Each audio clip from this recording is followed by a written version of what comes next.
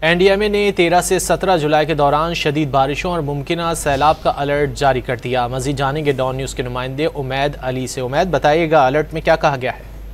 जी जैसे बिल्कुल इस वक्त मुल्क भर में बारिशों का सिलसिला जारी है, तो इसी सिलसिले को मद्देनजर रखते हुए एनडीएमए ने 13 से 17 जुलाई के दौरान शदीद बारिशों और मुमकिन सैलाब का अलर्ट जारी किया। बारिशों के बाद दरियाओं और डैमों की सूरत पर भी एनडीएमए ने एक रिपोर्ट जारी की। दरिया काबुल, सिंध, चनाब और दरिया झेलम में मंगला के बलाई इलाकों में पानी के बहाव में इजाफा मुतवक्किल है। तरबेला, तौसा, गुड्डू बराज में हल्के दर्जे, जबकि कालाबाग और चश्मा में दरमियाने दर्जे का सैलाब जारी है।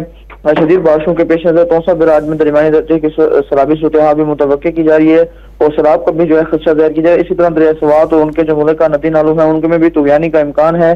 तरबेला डैम इस वक्त 74% जबकि मंगला डैम वो 44% गुंजाइश तक इस वक्त भर चुके हैं।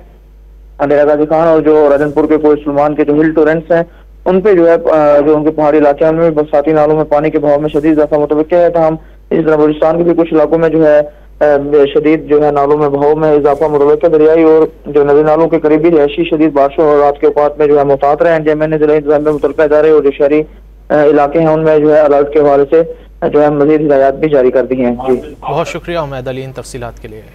एनडीएमए ने 13 से 17 जुलाई के दौरान शदीद बारिशों और मुमकिन सैलाब का अलर्ट